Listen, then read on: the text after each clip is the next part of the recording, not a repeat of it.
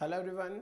हम इकोलॉजी पढ़ रहे थे और इकोलॉजी के अंदर हमने पहले लेक्चर के अंदर डिस्कस किए हैं एनवायरनमेंट के एबायोटिक फैक्टर्स। इंट्रोडक्शन चल रहा था, ज़्यादा कुछ नहीं किया है अभी तक, लेकिन हमने एबायोटिक फैक्टर के अंदर सबसे पहले लाइट के बारे में देखा। लाइट क्या है, किस तरीके से अफेक्ट करती है। चलिए अब हम एबायोटिक फैक्टर का दूसरा फैक्टर लेते हैं, टेम्परेचर। टेम्परेचर के बारे में क्या क्या बातें हैं इंपॉर्टेंट, यहां से देखेंगे। फर्स्ट ऑफ ऑल, टेम्परेचर क्या है अगर हमसे पूछा जाए तो हम ये कहेंगे temperature is also a form of energy. ये भी एक तरीके की फॉर्म ऑफ एनर्जी होती है। इसके बाद दूसरा फैक्ट इसके बारे में यह है कि it is the second most important abiotic factor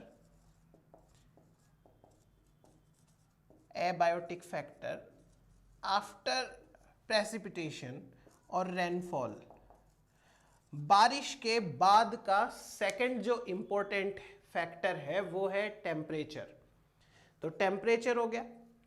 अब टेम्परेचर प्लांट और एनिमल्स दोनों की लाइफ को अफेक्ट करता है। ऐसा नहीं है कि ये सिर्फ प्लांट या एनिमल को अफेक्ट करता है, it affects both plants and animals.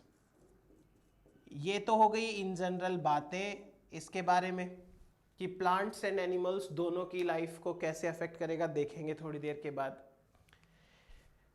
अब हम एक बार बात करते हैं टेम्परेचर को लेकर के ऑर्गेनिजम्स के बारे में।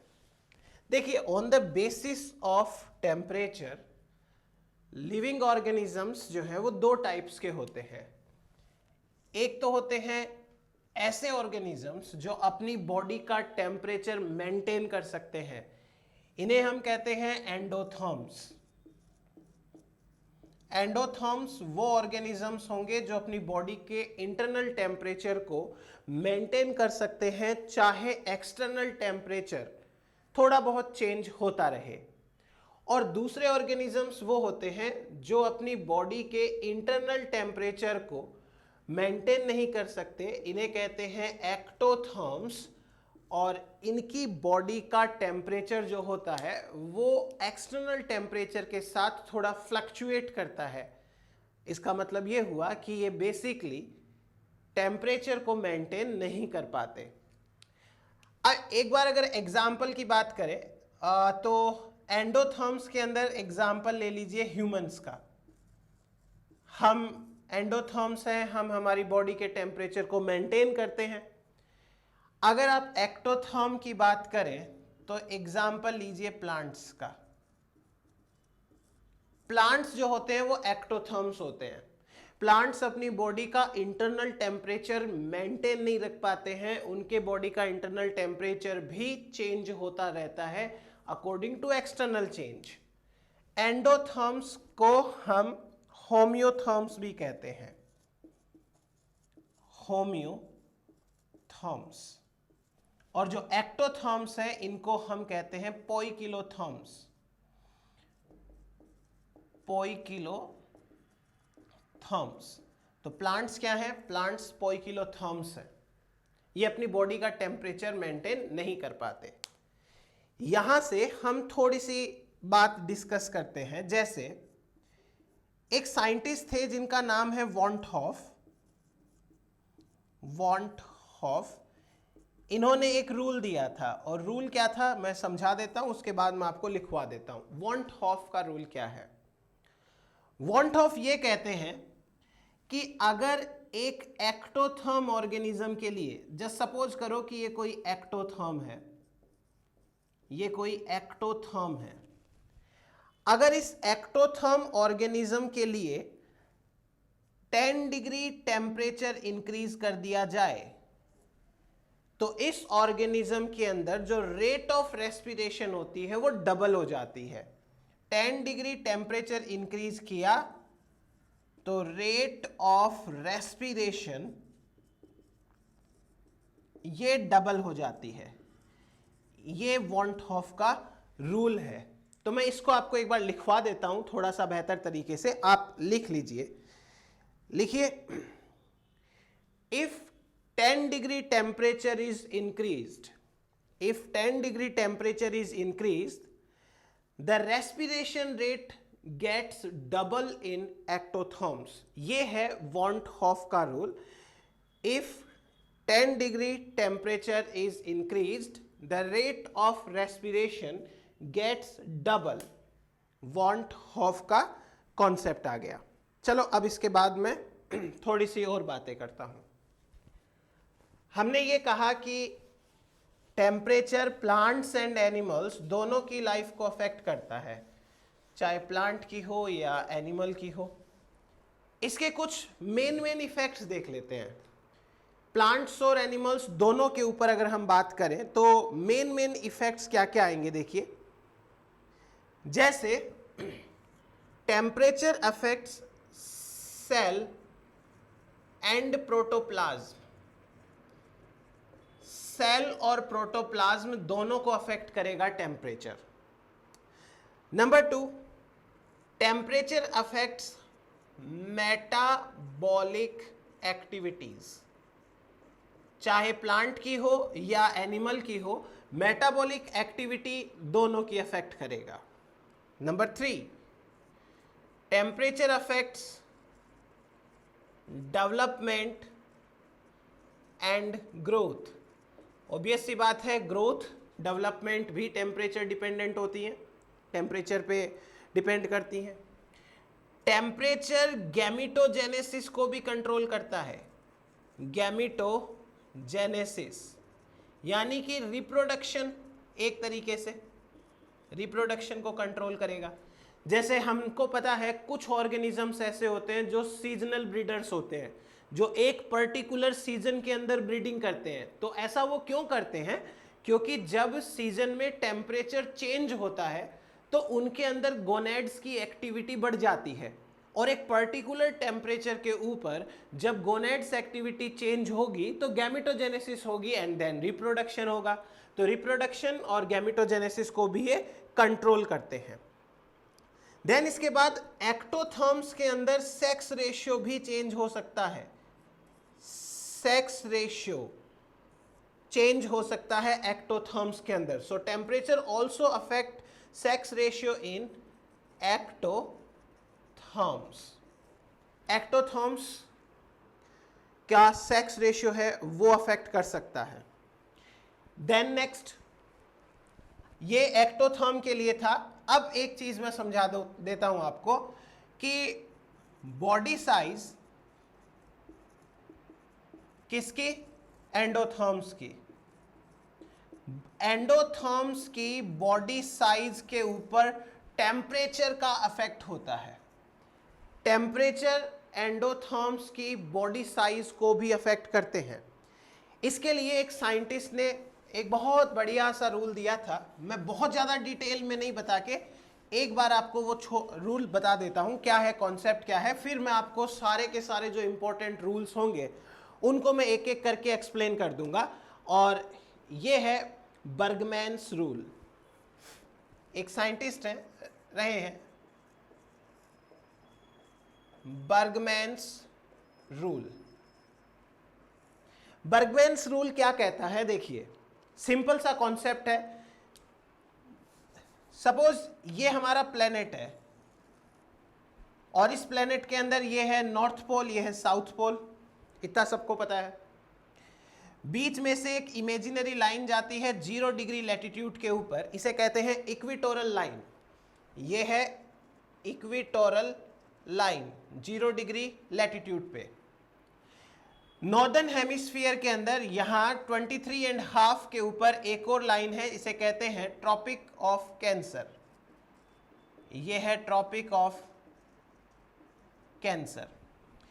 इसी तरीके से सॉदर्न हेमिस्फीयर में भी 23.5 के ऊपर एक लाइन है, इसे कहते हैं ट्रॉपिक ऑफ कैप्रिकॉर्न। ये ट्रॉपिक ऑफ कैप्रिकॉर्न है, लाइन का नाम है। देन नॉर्दर्न हेमिस्फीयर में 66.5 के ऊपर एक और लाइन है, इसे कहते हैं आर्कटिक सर्कल, आर्कटिक सर्कल। और इधर भी एक 66.5 के ऊपर लाइन है, इसे कहते हैं एंटार्क्टिक सर्कल।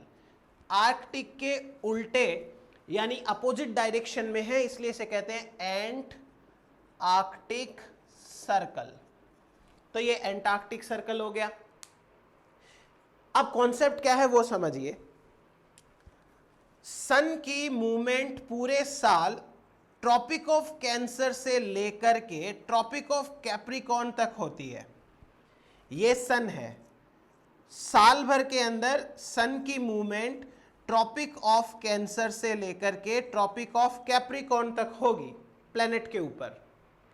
तो होगा क्या कि प्लेनेट के ऊपर जब सन नॉर्दर्न हेमिस्फीयर में होगा तो सॉदर्न हेमिस्फीयर के अंदर तिरछी ऐसे सनरेज गिरेंगी, तिरछी सनरेज गिरेंगी, तो यहां पर टेम्परेचर कम हो जाएगा। इससे पहले एक और छोटा सा मैं कुछ चीज इंट्रोड्यूस कर दूं। देखिए, ये जो ट्रॉपिक ऑफ कैंसर से लेकर ट्रॉपिक ऑफ कैप्रिकॉर्न तक का एरिया है, ये वाला एरिया, इसे कहते हैं ट्रॉपिकल रीजन। इसका नाम है ट्रॉपिकल रीजन या tropical area.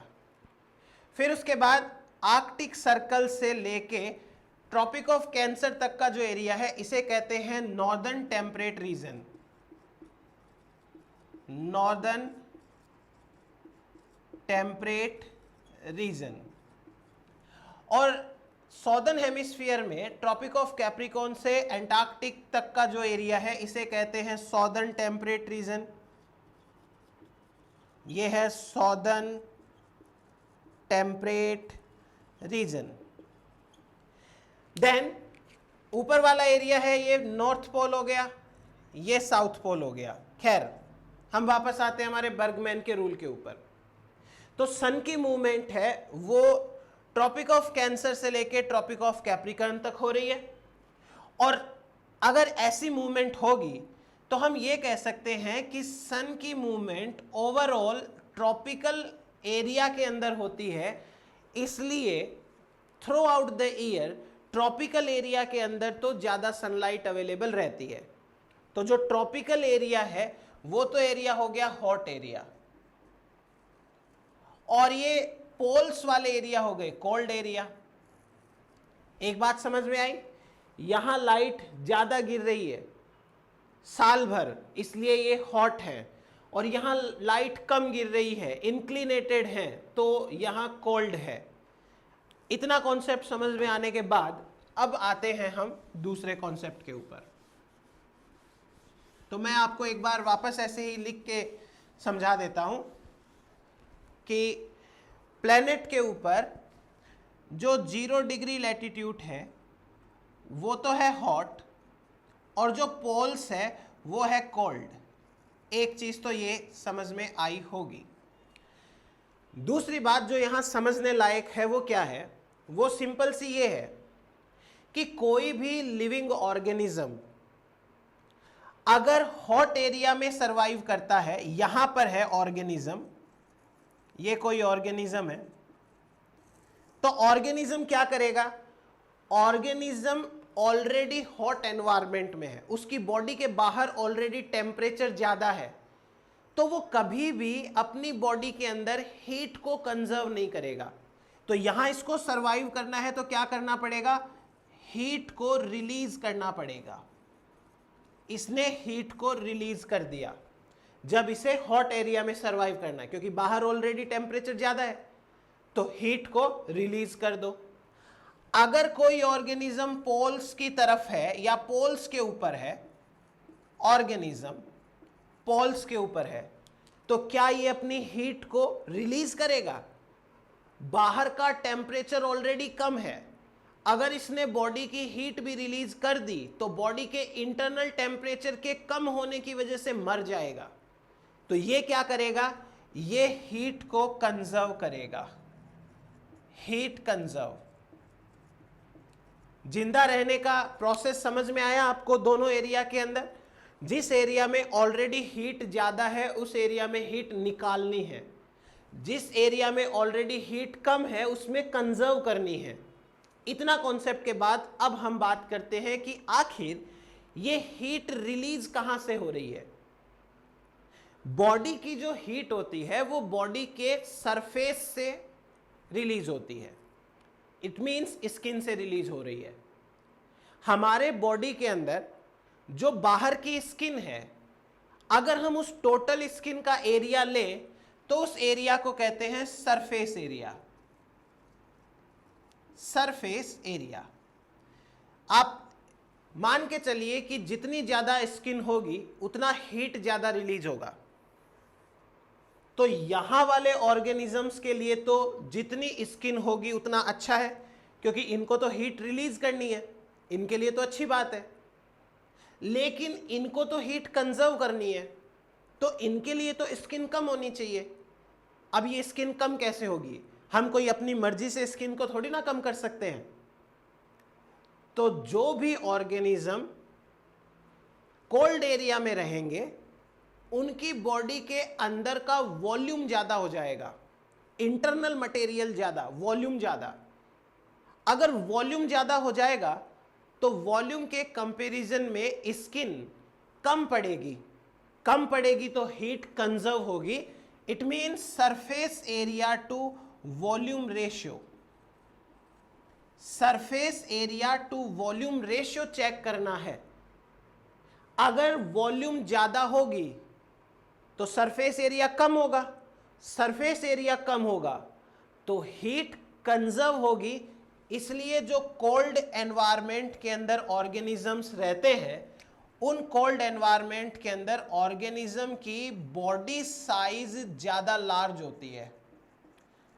Large body size होगी तो इसका मतलब वॉल्यूम ज्यादा होगा, वॉल्यूम ज्यादा होगा तो सरफेस एरिया कम पड़ जाएगा, और सरफेस एरिया कम पड़ जाएगा तो ये रेशियो कम आएगा, और रेशियो कम आएगा तो हीट कंजर्व हो जाएगी। देखिए, अगर ये चीज आपको समझ में नहीं आ रही है तो मैं इसके लिए एक सेपरेट वीडियो बनाने वाला हूं जिसमें मैं सारे रूल्स एक्सप्लेन करूंगा जो इंपॉर्टेंट है, तो आप टेंशन बिल्कुल भी नहीं लें।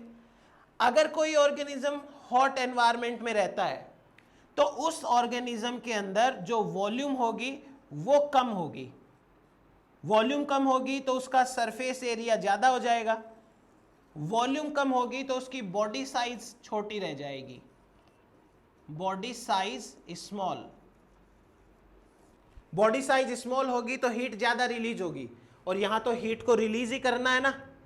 इसलिए बर्गमैन ने क्या कहा कि ट्रॉपिकल एरिया में स्मॉल बॉडी साइज के ऑर्गेनिजम्स होते हैं, जैसे जैसे आप पोल्स की तरफ जाते हो बॉडी साइज इंक्रीज होती है, जैसे जैसे पोल्स पे जाओगे बॉडी साइज इंक्रीज होगी, और बॉडी साइज इंक्रीज होगी तो surface area to volume ratio decrease होगा।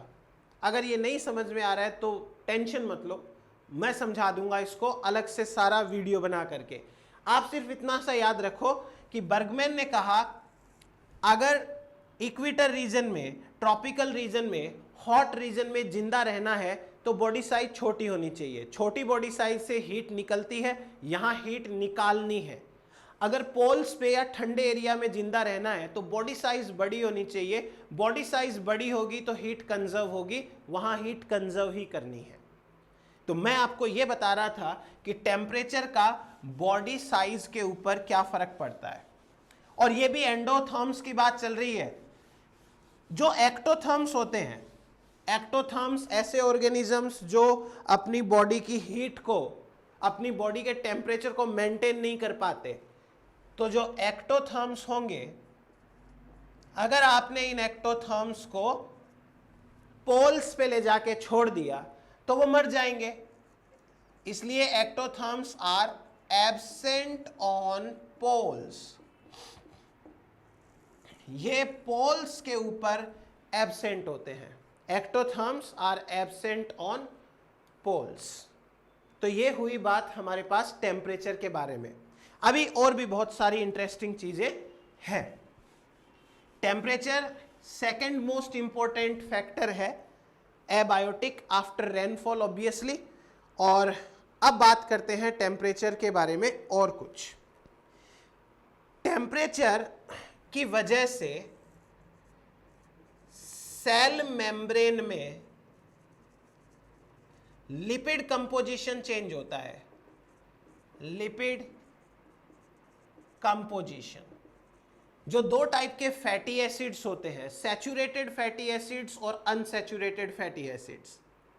देखो, जो जो ऑर्गेनिजम्स कोल्ड एरिया के अंदर रहते हैं, कोल्ड एरिया, उनके अंदर short tail and unsaturated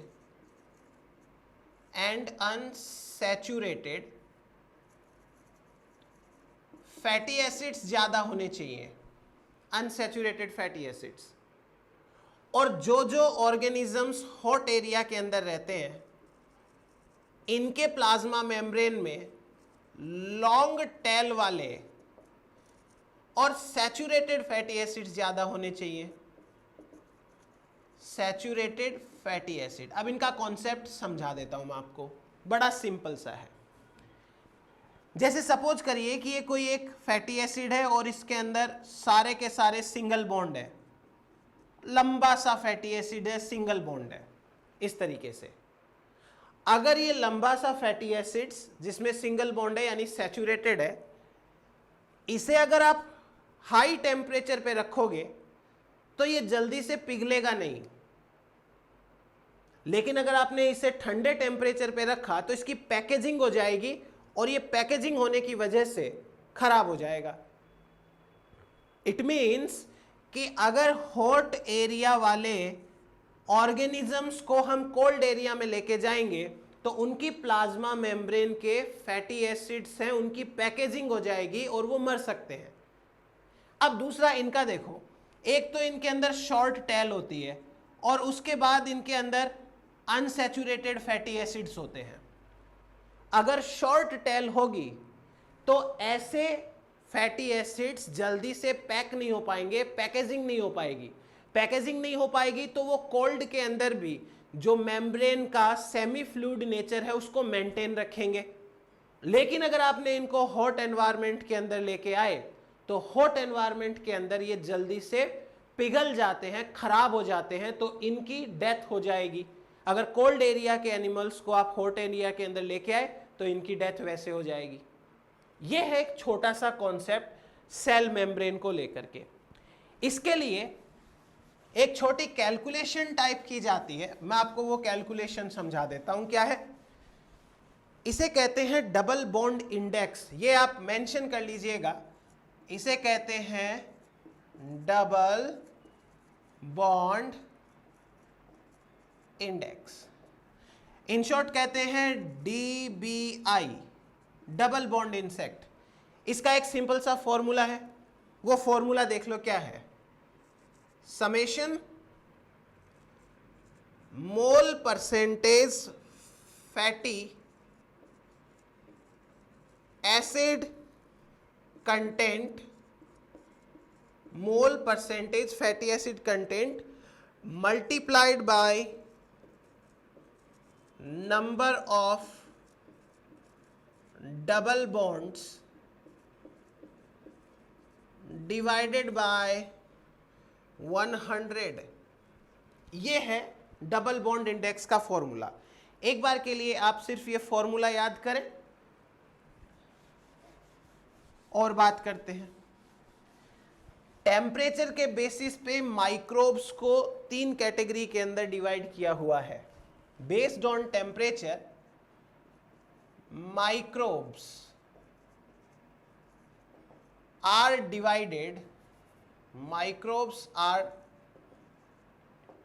divided into following 3 categories. Number 1, पहले टाइप के जो माइक्रोब्स होते हैं उन्हें कहते हैं साइक्रोफिल्स।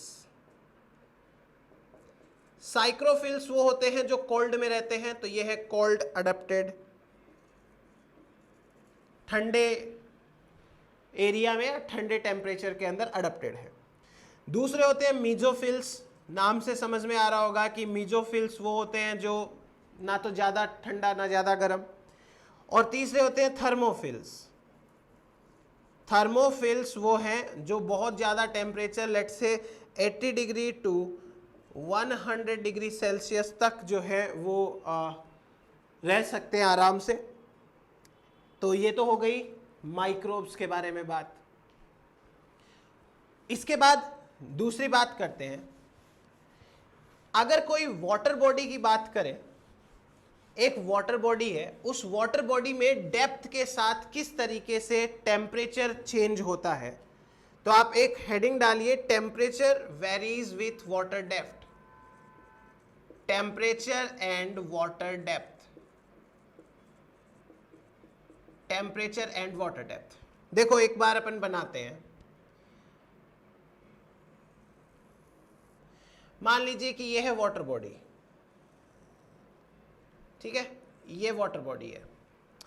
इस वाटर बॉडी के अंदर ये नीचे की तरफ डेप्थ बढ़ रही है, इस डायरेक्शन के अंदर बढ़ेगी वाटर डेप्थ। यहां तक का जो पानी होगा इसे कहते हैं एपिलिम्नियन। इसका नाम है एपिलिम्नियन। लिम्नियन। एपिलिम्नियन मतलब होता है अपर वाटर। इसके और कैरेक्टर्स देखेंगे, अपर वाटर। इसके बाद में एक आता है बीच का पानी, इसे कहते हैं थर्मोक्लाइन। थर्मोक्लाइन। और नीचे का सारा पानी है, इसे कहते हैं हाइपोलिम्नियन। तो एक वाटर बॉडी के अंदर हम तीन तरीके की ये प्रोफाइल्स बना सकते हैं, सबसे ऊपर का पानी, फिर उसके नीचे ऐसे। देन नेक्स्ट, अब हमको ये देखना है कि टेम्परेचर एक बार और लिख लेते हैं। जैसे यहाँ 0 डिग्री टेम्परेचर है, यहाँ 5 डिग्री सेल्सियस टेम्परेचर है, यहाँ 10 डिग्री सेल्सियस टेम्परेचर है, यहाँ 15 डिग्री सेल्सियस और ये 20 डिग्री सेल्सियस। ये मैं भी बताऊंगा आपको कि किस तरीके से हमने यहाँ पे लिखा है। फर्स्ट ऑफ ऑल, जो एपिलिम्नियन वाला पानी है और जो हाइपोलिम्नियन वाला पानी है, इन दोनों की बात करते हैं। चाहे गर्मी का सीजन हो चाहे सर्दी का सीजन हो, अगर गर्मी पड़ रही है तो पूरे प्रोफाइल के लिए गर्मी है, और अगर सर्दी पड़ रही है तो पूरे प्रोफाइल के लिए सर्दी है। अब गर्मी का सीजन हो या सर्दी का सीजन हो, ऊपर का जो पानी होगा, ऊपर का पानी होगा वार्म वाटर। ये होगा वार्म वाटर। अगर गर्मी पड़ रही है तो नीचे की तुलना में ऊपर थोड़ा सा गर्म होगा, और अगर सर्दी भी पड़ रही है तो नीचे की तुलना का थोड़ा सा गर्म पानी होगा ऊपर। यह है वार्म वाटर। हाइपोक्लाइन वाला वाटर है वो है कोल्ड वाटर। कंपेरेटिवली बता रहा हूं मैं, ऐसे नहीं बता रहा, कंपेरेटिवली। फिर उसके बाद अगर ये वाटर वार्म है तो इस वाटर की डेंसिटी लो है, लो डेंसिटी, और अगर ये वाटर कोल्ड है तो इसकी डेंसिटी हाई है, हाई डेंसिटी। तो लो डेंसिटी और हाई डेंसिटी वाला वाटर हो गया। अब हम बात करते हैं कि वाटर का टेम्परेचर डेप्थ के साथ में कैसे डिक्रीज होता है। एक बार समर सीजन की बात करेंगे। समर सीजन की देखो, समर सीजन के अंदर जो वाटर है उस वाटर का टेम्परेचर ज़्यादा होगा। समर है, गर्मियां पड़ रही हैं, तो मैं शुरुआत करूं हाई टेम्परेचर से। जब गर्मियों के अंदर आप टेम्परेचर देखोगे तो टेम्परेचर बहुत ज़्यादा होगा सरफेस वाले पानी का। धीरे धीरे ये टेम्परेचर डिक्रीज होगा और पता चलेगा कि ये टेम्परेचर थर्मोक्लाइन वाले जोन में आकर के काफी डिक्रीज हो गया। इसका नाम देखो थर्मोक्लाइन है। इसे कहते हैं zone of rapid temperature decline. Rapid temperature decline. मैं ये जो रेड पेन से ग्राफ बना रहा हूं ये समर सीजन का है, ठीक है, ये समर का ग्राफ है रेड वाला। तो समर के अंदर टेम्परेचर ज्यादा है पहले, तो फिर थोड़ा डिक्रीज हुआ और डिक्रीज होकर के थर्मोक्लाइन वाले में काफी ज्यादा डिक्रीज हो गया।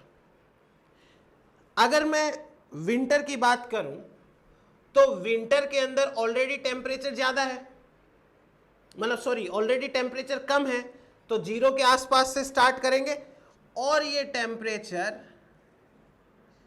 इस तरीके से डिक्रीज होता है। ये वाला जो लाइन है वो है समर का लाइन, सॉरी विंटर का लाइन, ये है विंटर की लाइन। और इस ग्राफ के अंदर एक और लाइन दे रखी है फॉल की लाइन, ये मैं ब्लू से ही बना देता हूं, ये लाइन है फॉल लाइन, आप ये भी बना लीजिए, इसे कहते हैं फॉल। टेम्परेचर कम हो रहा है, तो इस वाटर बॉडी के अंदर आप इस तरीके से टेम्परेचर जो डिक्रीज होता है सीजन्स के अंदर वो ग्राफ ध्यान रखें। देखिए एग्जाम के अंदर सवाल आ सकता है, आपको एपिलिम्नियन, हाइपोलिम्नियन वाटर के क्या कैरेक्टर हैं वो पूछे जा सकते हैं। एपिलिम्नियन अपर वाटर होता है, अपर वाटर है तो वो वार्म होगा थोड़ा सा पर्टिकुलर सीजन में, as compare to lower water, upper water थोड़ा वार्म होगा। दूसरा इसकी डेंसिटी थोड़ी कम होगी क्योंकि ये वार्म है, हम कंपेयर कर रहे हैं एपी एंड हाइपो को।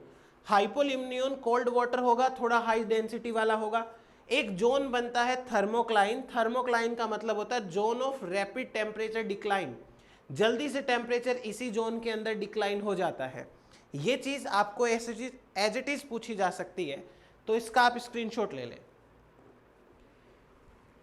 इसके बाद में एक और बात करते हैं विथ रिगार्ड्स ऑफ टेम्परेचर। हमारा जो अर्थ का सरफेस है, इस अर्थ की सरफेस के पास, जस्ट पास में छोटा सा एक माइक्रो क्लाइमेट बनता है। तो वो माइक्रो क्लाइमेट कैसे बनता है, देखिए हेडिंग डालिए, micro climate near ground surface, micro climate near ground surface. देखो मैं आपको सिखाता हूं किस तरीके से ये ग्राफ है वो पूछा जा सकता है, मतलब एक बार पूछ लिया गया है एग्जाम के अंदर। ये है अर्थ की सरफेस, ये अर्थ की सरफेस है, इधर है एयर और इधर है सॉइल, एयर एंड सॉइल। अब हमको 4 टाइप के टाइम ड्यूरेशन के अंदर ये ग्राफ देखना है। एक तो हमें देखना है मिड नाइट, मिड नाइट। दूसरा हमें देखना है आफ्टर, एग्जाम के अंदर आया ये, आफ्टर सनराइज। तीसरा हमको देखना है बिफोर सनसेट, बिफोर सनसेट। और एक देखना हमें नून में, दोपहर को, नून।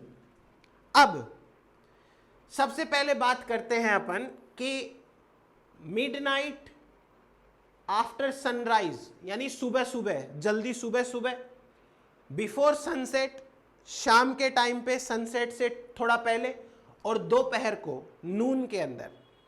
टेम्परेचर में कैसे चेंज आएगा, एक और चीज, टेम्परेचर इस डायरेक्शन में बढ़ रहा है, टेम्परेचर इस डायरेक्शन में बढ़ रहा है। मैं अगर 4 पॉइंट बनाऊं, 1 2 3 4, तो टेम्परेचर सबसे ज्यादा कहां है, इस जगह पे है। टेम्परेचर सबसे ज्यादा इस पॉइंट का आएगा इस ग्राफ के अकॉर्डिंग, ये 4 पॉइंट्स। तो ये वाला ग्राफ होगा डी का, डी फॉर नून, डी फॉर नून। अगर मैं बाकी बचे हुए ए बी सी इनके टेम्परेचर को देखूं तो मुझे लग रहा है कि मिडनाइट वाला टेम्परेचर इनमें सबसे कम है, क्योंकि सुबह हो जाएगी तो भी थोड़ा टेम्परेचर बढ़ जाएगा और शाम से पहले टेम्परेचर रहता है थोड़ा, लेकिन आधी रात को मिडनाइट में टेम्परेचर सबसे कम है इन चारों कंडीशन में। तो ये रहा सबसे कम टेम्परेचर का, तो ये ए पॉइंट हो गया, मतलब इस वाला ग्राफ होगा वो मिडनाइट का ग्राफ होगा। अब बात करते हैं आफ्टर सनराइज और बिफोर सनसेट, दोनों में से ज्यादा टेम्परेचर किसका होगा, कब होगा? तो हमको यह समझ में आ रहा है कि सनसेट से पहले टेम्परेचर थोड़ा ज्यादा होगा, क्योंकि जो सनसेट है उससे पहले नून आई है, तो नून में टेम्परेचर सबसे ज्यादा था, तो सनसेट में थोड़ा ज्यादा ही रहेगा। तो ये तो पॉइंट हो जाएगा सी, ये पॉइंट हो जाएगा बी। अब ये चारों पॉइंट्स में ग्राफ कैसे चेंज होता है देखो। फर्स्ट ऑफ ऑल अगर हम मिडनाइट की बात करें तो मिडनाइट में टेम्परेचर इस तरीके से बहुत कम होता है। एयर का टेम्परेचर बता रहा हूं, एयर में अगर आप हाइट वाली एयर देखोगे तो उसका टेम्परेचर थोड़ा ज्यादा मिलेगा अर्थ की सरफेस के पास। कभी अगर आधी रात को घूमे हो, मिट्टी के अंदर पैर से चल के देखते हो आप, तो काफी ठंडी लगती है मिट्टी, क्योंकि मिट्टी के पास का जो टेम्परेचर है वो बहुत कम है, मिट्टी के जस्ट पास का। लेकिन अगर आप मिट्टी के अंदर जाओगे तो मिट्टी के अंदर आपको थोड़ा गर्माहट मिलती है, इसलिए सॉइल के अंदर टेम्परेचर थोड़ा सा बढ़ जाता है, वापस ऐसे थोड़ा सा बढ़ जाएगा, ठीक है, थोड़ा सा टेम्परेचर बढ़ जाता है। तो ये तो हो गया हमारे पास में मिडनाइट का। मिडनाइट, ये ग्राफ ऐसे याद करना है। हवा में ऊपर की हवा का टेम्परेचर थोड़ा ज्यादा है, लेकिन नीचे आओगे आप मिडनाइट में तो टेम्परेचर कम होगा हवा का। अर्थ की सरफेस पे सबसे कम टेम्परेचर होगा, अर्थ की सरफेस के नीचे जाओगे टेम्परेचर फिर थोड़ा थोड़ा बढ़ेगा। ये मिडनाइट के टेम्परेचर चेंज होने का प्रोफाइल है। अब देखते हैं डी, नून वाला। नून में जो ऊपर की हवा है, ऊपर की हवा का टेम्परेचर थोड़ा कम होगा, लेकिन अर्थ की सरफेस पे सनलाइट टकराती है तो सारी एनर्जी वहां ट्रांसफर कर देती है, इसलिए आप अर्थ की सरफेस का टेम्परेचर देखोगे तो वो सबसे ज्यादा मिलेगा, ये पॉइंट पे सबसे ज्यादा टेम्परेचर है। फिर जब आप मिट्टी खोदेंगे तो थोड़ा सा टेम्परेचर कम मिलेगा। तो ये ग्राफ सॉइल की प्रोफाइल के नीचे ऐसे चला जाता है और पहला वाला ग्राफ इस तरीके से चला जाएगा, सॉइल की प्रोफाइल के नीचे।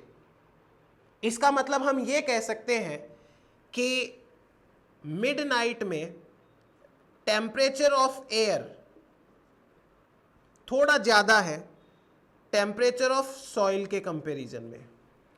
सॉइल का टेम्परेचर देखो फिर भी कम हो रहा है, सॉइल का टेम्परेचर जो है वो यहां पे कम है, लेकिन एयर का टेम्परेचर है वो ज्यादा है। दूसरी तरफ यहां बात करेंगे टेम्परेचर ऑफ सॉइल थोड़ा ज्यादा है as compare to temperature of air, क्योंकि सॉइल के ऊपर जब सनलाइट टकराएगी तो सॉइल सनलाइट की एनर्जी को ट्रैप कर लेगी, इसलिए यहां थोड़ा सा ज्यादा टेम्परेचर मिलेगा। फिर इसके बाद में देखते हैं आफ्टर सनराइज। जब सनराइज होगी तो सनराइज पर टेम्परेचर थोड़ा कम है as compare to sunset, before sunset. ये वाला ग्राफ स्लाइटली चेंज होता है और ऐसे जाके मिल जाएगा, हल्का सा चेंज होगा। ये ग्राफ है after sunrise. After sunrise air का टेम्परेचर ज्यादा है और नीचे आएंगे एयर में तो अर्थ की सरफेस का टेम्परेचर थोड़ा सा कम है, एंड देन नीचे की तरफ जाएंगे तो टेम्परेचर थोड़ा सा कम होकर के बढ़ जाता है। यह है आफ्टर सनराइज, यानी सुबह सुबह की बात है। और लास्ट हम देखेंगे तो लास्ट में बिफोर सनसेट टेम्परेचर थोड़ा सा बढ़ा, फिर मिट्टी के अंदर टेम्परेचर वापस कम हो गया। ये एक तरीके का ग्राफ आता है, ये ग्राफ आप याद कर लीजिएगा, ऐसे के ऐसे पूछा जाता है। ये है बिफोर सनसेट और ये है नून का ग्राफ। देखो फिर से मैं एक बार बता देता हूं कैसे आपको याद करना है ये सिंपल सा ग्राफ।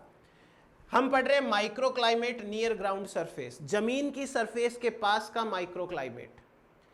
अब जब अर्थ की सरफेस से सनलाइट टकराएगी तो अर्थ की सरफेस सबसे गर्म होगी।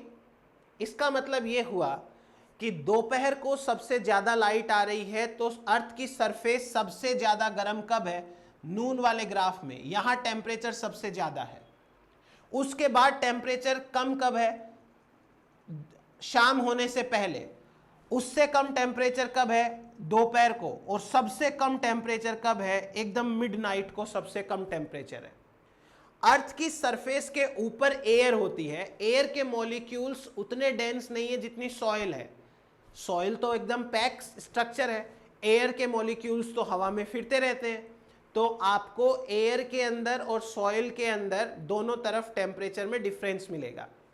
जब आप मिडनाइट की बात करते हो तो ऊपर की हवा है थोड़ी गर्म होती है, नीचे की हवा ठंडी होती है, क्योंकि जो कोल्ड एयर होगी उसकी डेंसिटी ज्यादा होगी, और अगर कोल्ड एयर होगी उसकी डेंसिटी ज्यादा होगी तो वो नीचे की तरफ आ जाएगी।